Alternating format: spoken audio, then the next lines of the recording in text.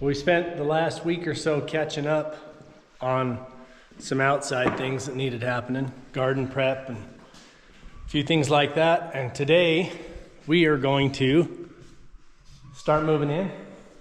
Moving in day. All right, so our plan for today is to get one of the scaffolds tore down and set aside. We're gonna leave the other one up so we can get to the ceiling fan and the lights as those come on. We're gonna pull all the masking down and get all that out of here. I think I'm gonna go get the sink cabinet. Yeah. And bring it up here so we can get it positioned and mounted, and then get the top cabinet that we got at the Habitat store the other day. Get it mounted. Well, a couple of weeks ago. Yeah, the other day.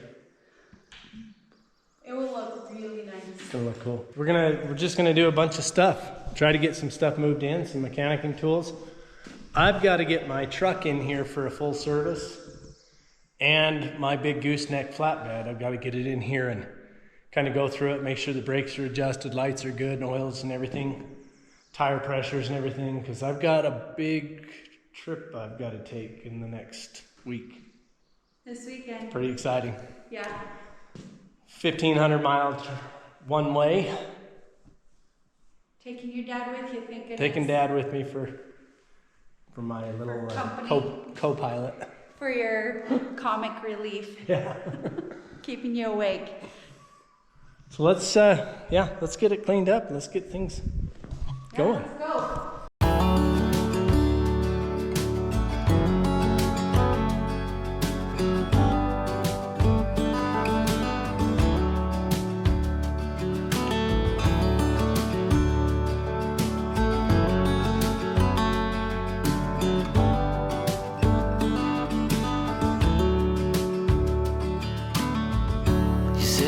Tell you everything I've seen, the friends I've made, and then you tell me how you've been. Look a little closer, it's been quite some time. You gotta let me know if I'm out of line. But there's some words that I just wanna hear you say, I'll straight before this night turns into day, and then I'm on my way. Yeah. Yes, I'm on my way.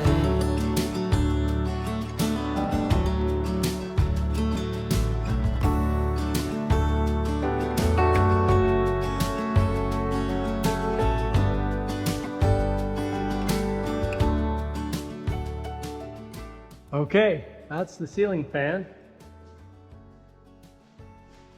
I put it on a 12-inch down rod to make sure that we had plenty of clearance for the door, and we do. I like the look that the fan blades are kind of a blackened wood grain, which I thought would look pretty similar to our wood grain window casings. And when we do the stairs and these hardware boards, all black stain, should look pretty nice. Once I had the ceiling fan up, I wanted to get started getting the workbench mounted and in place. The workbench is 1/4-inch steel plate that we had used as a countertop inside the cabin for many years. And as you saw in a previous video, our recent upgrades meant that could come to the shop. We also got a surprise visit from my dad. He had some old potatoes that were going bad in his root cellar, so he decided the pigs needed a little snack. Since I was going to have all my welding equipment out to make the legs for the workbench, I took a minute to quickly weld up a broom holder to go next to the door for the broom and squeegee. Then it just needed a couple coats of primer and paint, and it could sit and dry while I went back to building the legs for the workbench.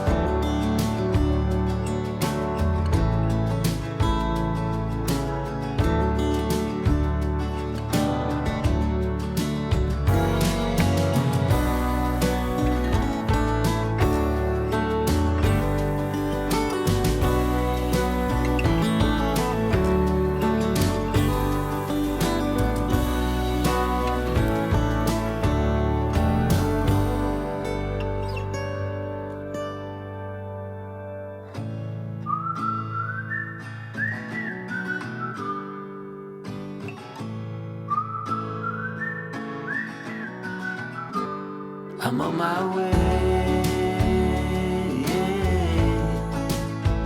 Yes, I'm on my way. I'm on my way. I'm on my way.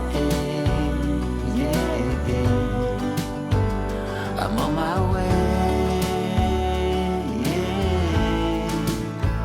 Yes, I'm on my way.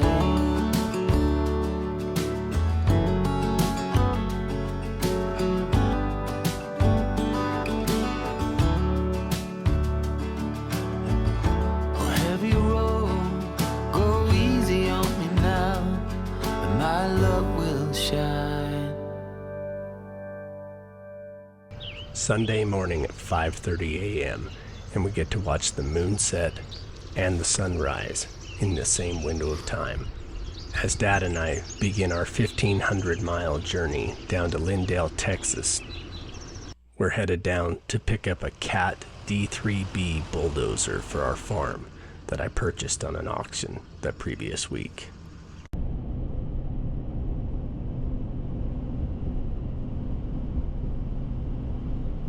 The first leg of the journey is nearly 1,000 miles and about 15 hours of drive time to try to get all the way down to Amarillo, Texas.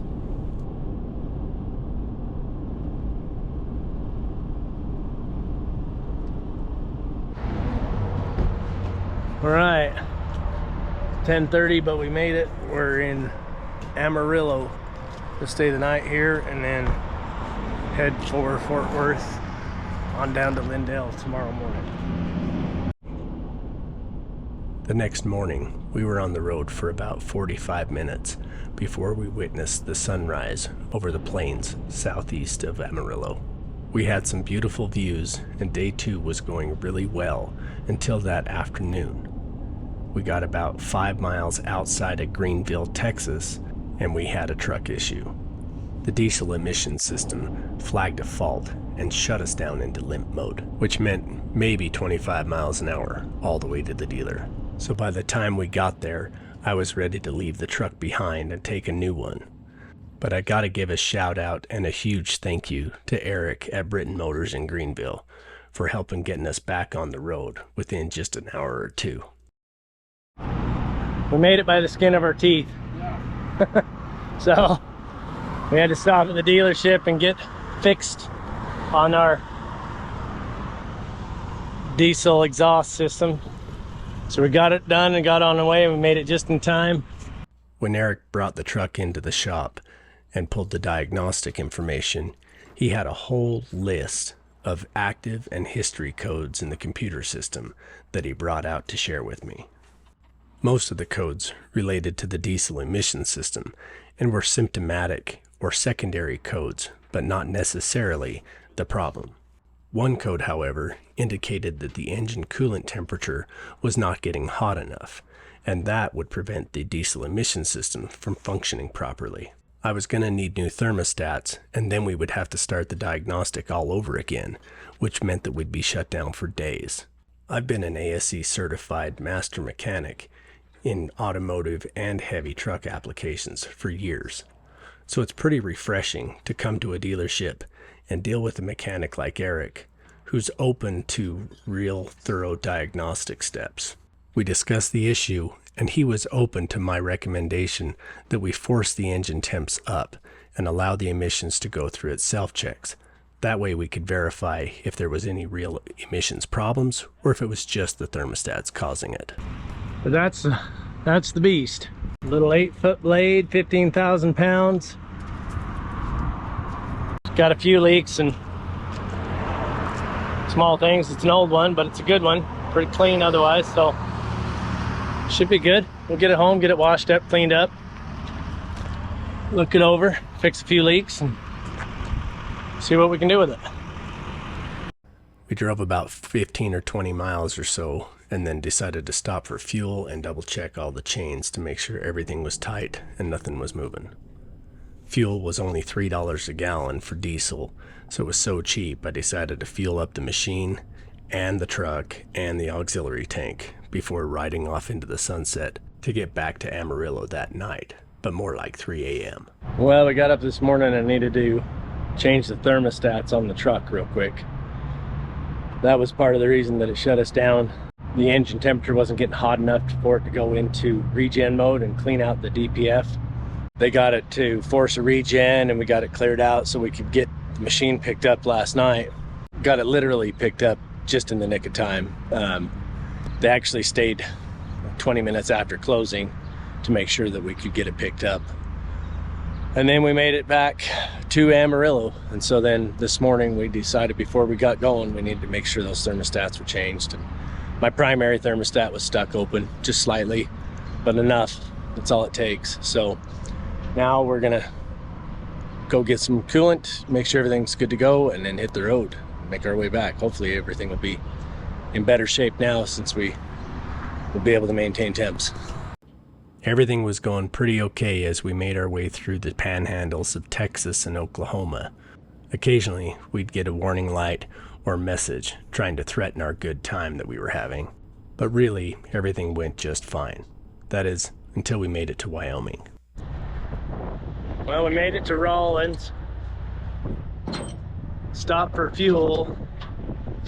Check everything over and found one of my tires had lost the cap, tread cap, on the trailer. Pulled up to the truck stop, to the truck service shop, and they're 4 hours out. So their technician loaned me a socket. We're gonna do it right here in their parking lot. Well, it definitely was less than ideal. It would have been a lot nicer to be able to pull up, let them get their pneumatic jack out, jack this thing up, get their air wrench and take the tire off and bolt the new one on. The process would have taken probably 10 minutes, but they had a queue of work that needed to get done and only one technician on site. So this was the next best option to get us back on the road quickly. We only had about an hour's total downtime, and then we were back on the road again. I'm gonna go give him his socket. We've made many trips in the past picking up equipment, and this one definitely goes in the books as the roughest one so far. Okay, we're ready to hit the road now, I think. We got it changed. We're set. It was after 3 a.m. by the time we made it back home. It wasn't until the afternoon and a good rest that we got it unloaded. Well, it's cute. Yeah. So it's very compact.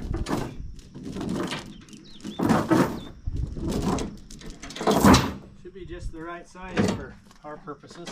Yeah.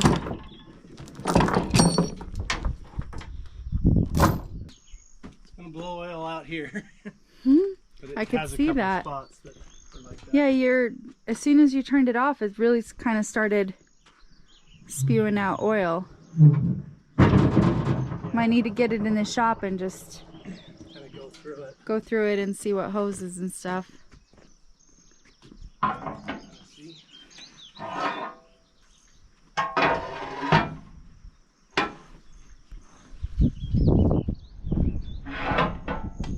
Barely get that thing to budge after winter.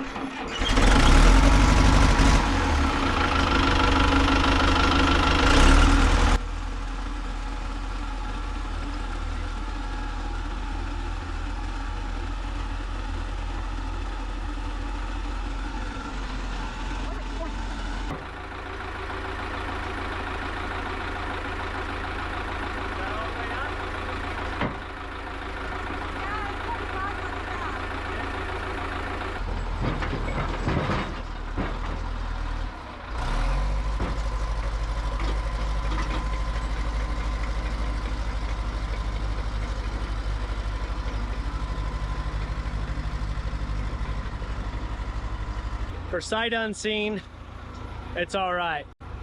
It Definitely has a little bit of fixing up and to do. I knew there were several hoses that was going to need to be done there, that's for sure.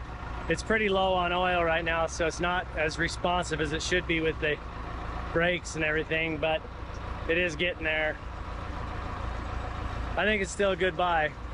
It's going to need a little bit of time in the shop before we really put it to work, but a few linkages that are pretty loose, see if we can tighten some things up, make sure the controls are better. Got a little bit of a misfire in the engine, but not bad. I think it's just mostly probably some dirty injectors. I probably need to take it, pull the injectors out and have them tuned up a little bit. But all in all, it should be okay. Need more work than I thought, but still should be worth. Okay, well. Okay, well, it's here. It's ours. As expensive as these are locally, we're still a really good price. Yeah, I mean, yeah, I agree. The engine runs a lot rougher than it sounded on the video of the machine. Oh. And so it may need an overhaul. But like I said, we're into it for so little compared to what their value is locally. The overhaul, what does that usually entail? What does that mean when you say that? Building a new engine. Oh. Oh. Do you see yourself using it this summer then? Probably not. Yeah, I don't know. I'm hoping we can put it to use this summer. Good thing is it starts up for you. Yeah.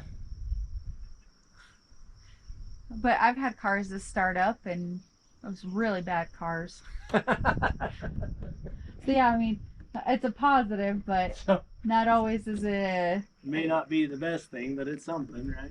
Yeah. We'll change a couple hoses and top off the fluids and see what it does. Okay. Get a full assessment in it. That way we know. It just doesn't sound expensive yet, right? Like you're not anything that's, like I said, we bought it so cheap that it's not gonna break it. Okay. No, I mean, no, for sure not. Because we priced a couple of them local and they were 4 times. 4 times, yep. So. Yeah, I'm very happy with the purchase, to be honest with you. I'm excited to see, and even if we don't use it this year, I'm still excited because we have it and we don't have to worry about not having it. So if you were to be like, okay, our biggest main focus is to do this and we need the dozer working, so I'm gonna overhaul it, take a full week and fix it and then put it to work, and and that's fine, and that's totally fine. That's it, to me. It's still very, very worth it. I'm still very, very excited about it. The only thing I was like kind of bummed is like, I'd really love to see you bulldoze that one area up on the hill, spot. Yeah. The one spot, because I really would like to see something there. But well, that's why I say let's get the hoses fixed that need the fixing. major, yeah, the like major the major stuff. obvious stuff. At least check fluids and make sure we're good on coolant and fans working and everything, so the engine's working and everything's good. We might be able to take it out there, make a little cut or two and see what it does. Okay.